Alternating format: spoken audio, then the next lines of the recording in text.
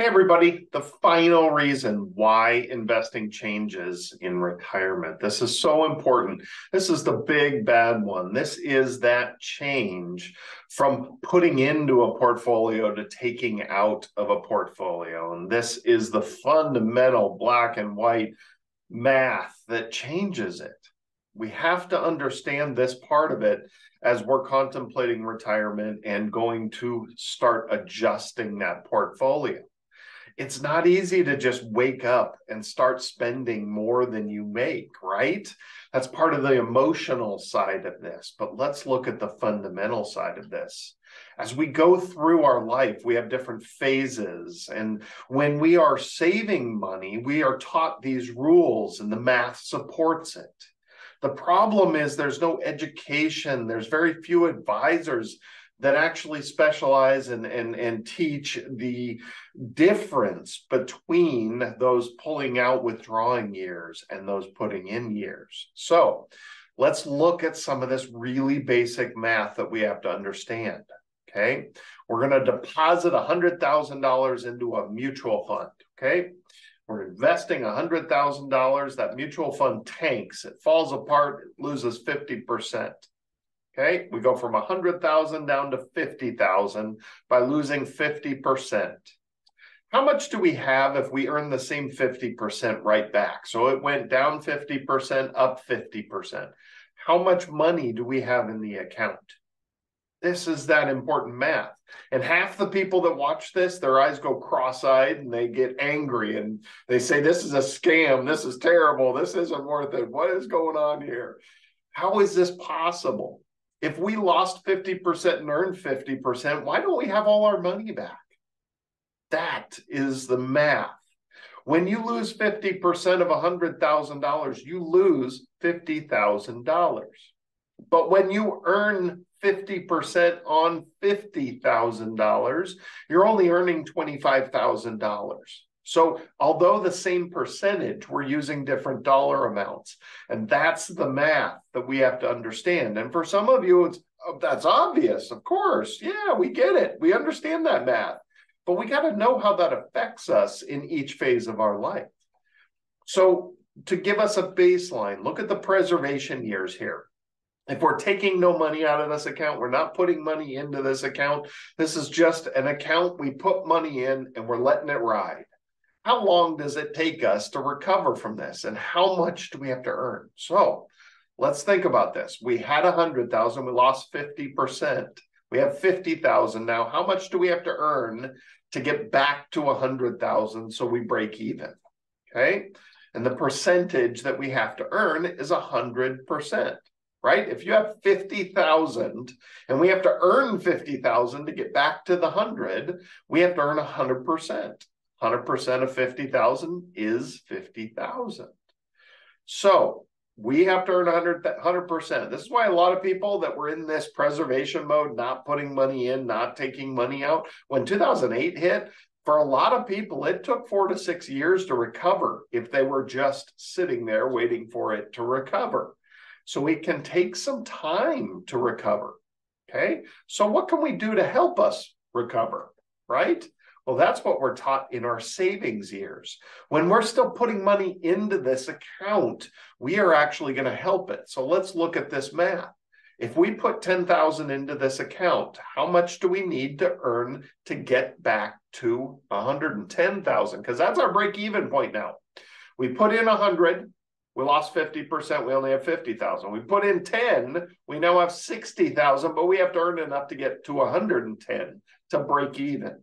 Okay, so to go from 60,000 to $110,000, we have to earn 83%.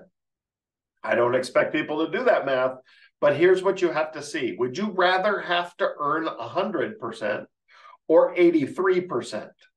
Okay, it's easier to earn 83% than it is 100%. Okay, although 83% still may not sound great to you, but it is better. It is better than having to earn 100%. If you don't do anything and you let it ride, you got to wait till you earn 100%. But you start putting money in there, dollar cost averaging, Buying the stocks when they're on sale, you now only have to earn 83%. But here's the magical thing that happens. You now have more individual shares. And when you break even, all those shares then start creating that profit. And that's how we built our wealth. Okay? So that's the principles that we had drilled into us throughout our life. Okay? So what happens when we go to retire? We're no longer putting money in. We're actually taking money out. So what if we took 10,000 out of this account? How much would we have to earn just to get back to 90? Because again, apples to apples comparison, we just want to break even, not earn back what we took out. So we had $100,000. We lost 50%. We only have $50,000.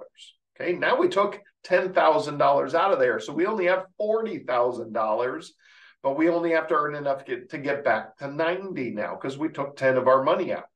Okay, so how much do we have to earn to go from $40,000 to $90,000? And the answer is exponentially worse, right? We put 10 in, we saved ourselves 17%. We took 10 out, we cost ourselves 25%. Okay, that's a big difference. Now you have to sit back and wait until you earn 125% before you dig that hole deeper by pulling more money out. This is the fundamental black and white math, why volatility is your worst enemy when you start withdrawing. Okay? That is the important part that we understand. This is very simple, basic math that tells us we need more stability in our portfolio if we are going to need to pull money from this portfolio. Okay? So let's make sure we understand the order of returns concept as well. Volatility is not always a terrible thing, right? When we're putting in, it's a buying opportunity. So volatility later, this is the S&P 500 from 1990 to 2010. All it is just the actual annual point-to-point results of the S&P 500 to use as an example. And then I simply flip-flopped it. All I did was put the 1990 down here and the 2010 up here. So this is the S&P 500, same performance in the opposite order.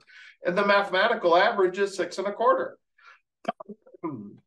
So what do we have here? We have 3 separate investments, okay, all representing the exact same returns. So important because if we graph the results of putting 100,000 in, preservation years, just drop it in, let it sit, let it run, they will all end up in the exact same place.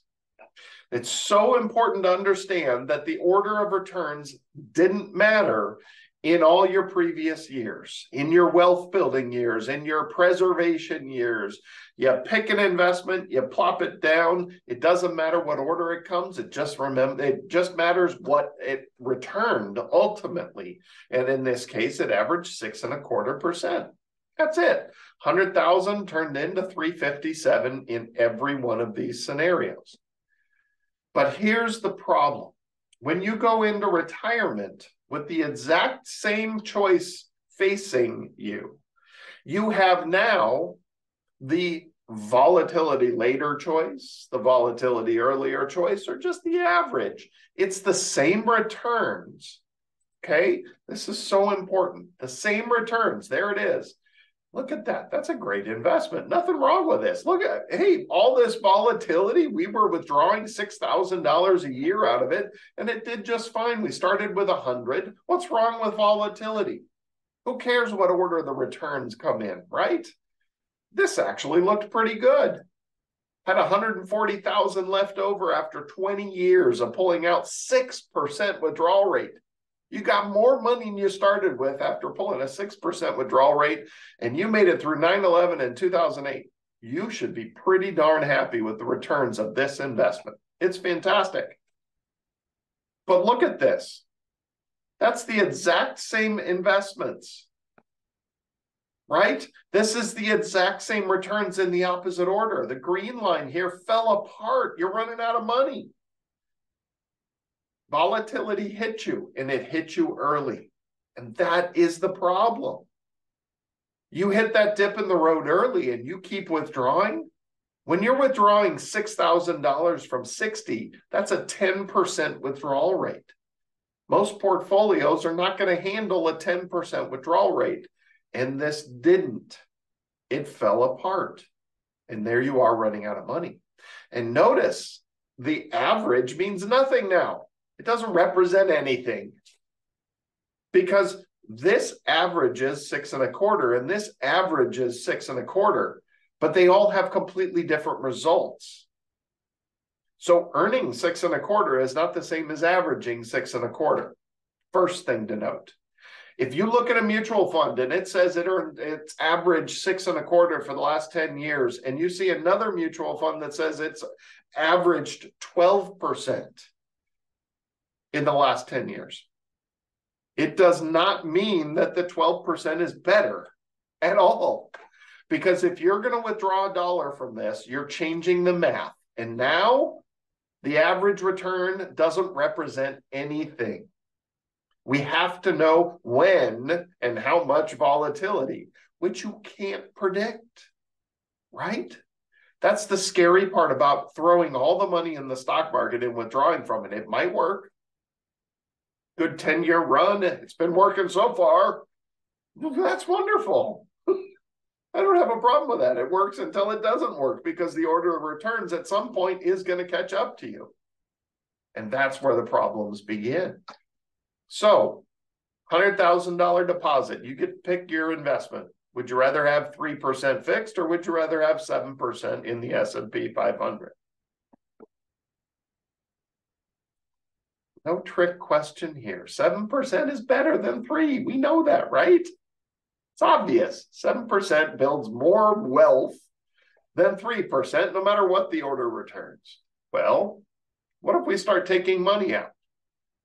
Do we want the 7% or the 3%? 7% only has $9,000 left. 3% has almost $40,000 left. Okay, we have to be careful about volatility and what order that volatility comes in, which you know you can't control. So we have to be careful about this. We have to have a plan for this. And this only applies to people that are going to withdraw money from their portfolio in retirement, right? So we have to know that this math is real and recognize how it affects us in our own situation. So the rules as you transition to retirement, this is why investing changes when you head to retirement. The Great Wall of China should be between you and your wealth building years versus you and your spending years. Okay? Here's the chart that you really got to pay attention to. These are all major statisticians that have been hired by all the big boys to defend them in court. They have all the empirical black and white evidence for court cases to prove that this is the best way to invest. Now, all the big boys just use age down here. I think age is ridiculous. It has nothing to do with somebody's personal situation. I know people retired at 50 years old relying on their savings, and they should not have an aggressive portfolio. I know people like, say, Warren Buffett. Does he need to have 60% of his money in safe investments? No, that's ridiculous. Why would age have anything to do with this? So the overlay that you have to put on here is you need your money. You're relying on your money. So here's your stock market allocation, okay? Your risk-based investment allocation. And as you get closer and closer to needing your money, that's when you start realizing you should have less and less stock market exposure. Statistically, historically, you start hitting that 4% withdrawal rate, a 40-60 portfolio, that's right, 60% safe investments is appropriate. That's right, 40% stocks, 60% safe investments historically is that significant number that we look at here, because you look at all the statisticians that study investing and what's viable, what's the best and most efficient, that's where they all start agreeing. So the higher your dependence on your portfolio for income, the less it should be left to chance. The larger your withdrawal rate, the greater the effect of volatility. If you have a 1% withdrawal rate, can you have 60, 70% of your money in the stock market? Sure. I don't have a problem with that. If you're aggressive and you want to pass money to your heirs and you just are addicted to building your wealth, I don't have a problem with that. There are plenty of people in retirement that can have 100% of their money in the stock market. But as you start pulling 3, even 4%, you need to get closer to that safe side. Okay? You need to have more like 60% of your money in safe, stable investing strategies. Okay? So remember, we deposit into volatility to build wealth, but we need to withdraw from stability to maintain that wealth. That's your mantra. So to combat all of this, to combat the emotions, to combat the taxation, to combat this need for withdrawals and how investing changes, you have to think through your situation one piece at a time. The first part is cover all base living expenses with your guaranteed income. If you have $10,000 a month guaranteed income coming in, but you really only need to spend $2,000 a month, $5,000 a month, much less, then you're paying taxes and all that extra money that you didn't need. Okay, fine. You're still in wealth building mode. You're still saving, and that's great. But from an efficiency standpoint, we need to understand that, you know, having way too much income coming in is not always a great thing. Okay, so guaranteed income, cover those base living expenses. Okay, we don't need to go buy income annuities if we already have enough to pay our base living expenses. Then there's the liquid emergency use. Well, this is not the same as your working years. You're retired. You have access to all your savings if you're over 59 and a half anyways. If you're retired and over 59 and a half, all your IRA, all your Roth, all your money is your money. It's an extension of your bank account. It's no longer, I can't touch that. Okay, in your working years, you had a cushion for emergency account in your bank account because you were not supposed to touch your 401k, IRA, Roth money. It's taboo. Don't touch it. Have that cushion in case you get laid off and you take some time to get a job. We can't get laid off from retirement. And if we do, we don't need our money anymore, right? So understand your bank account should be used as a cushion between you and your investments. Okay, you want 1 year's worth of unexpected expenses, meaning a little account for emergencies, like your air conditioner or heater goes out and you got to do that, or you need car repairs, or, you know, the emergency cruise that you didn't think you were going to go on, right? Then you also need the fund money that your income doesn't cover. Okay, so 1 year's worth of fund money your income doesn't cover, and then a cushion for those unexpected expenses that come up. No, you don't need hundreds of thousands of dollars. There's no reason for that much cash laying around. Your investments should be there to refill that bank account. Try to avoid monthly refilling because that's very inefficient on taxes, and you always end up selling the stocks you like the least, meaning you're locking in losses. It always happens. It's psychology. It's just the way things work. So we try to refill the bank account once a year. That's why we have 1 year's worth of fund money that the income doesn't cover. Okay. So now you need your safe investments and stock market investments. And again, the more safe investments is because you need your money or you just have a personal risk tolerance of a very low nature, right? So safe investments are important if you are going to be withdrawing every year. Stock market investments are important if you're still in wealth building mode. Somewhere there's a mix that's right for you, and that's what's important. The other side of this is we lean towards, if you learn something on part 2, you lean towards the IRA and safe investments. You lean towards the after-tax money in your stock market investing for efficiency purposes. And then Roth can be that something in between, little of both, depending on your needs and your strategies. Okay? And then from there, once you've taken care of your own retirement, you can start playing around. You can get extra real estate, buy gold, silver, metal. You can hide it in your house. You can buy life insurance policies. You can do lots of fun stuff. But the reality is you've got to take care of yourself first. Okay. Hopefully that helps. I love doing this stuff. This topic is real because my favorite period of life is people that are heading towards retirement. That is the absolute best time to really start working on this and understanding this, because you go into retirement without thinking through this, and boy, you get nervous and you start making some bad decisions. So if I can help in any way, we do this hourly, we do this for free, we do this for profit, we do it all different ways. I'm happy to help whatever works best for you. But don't think that just because I'm on YouTube, I'm not famous. I'm a real person. I do this for a living, and am always happy to talk through anybody's situation. But my absolute favorite part of my job is working with people that are in those years. I say within 5 years of retirement, and then 5 years after retirement.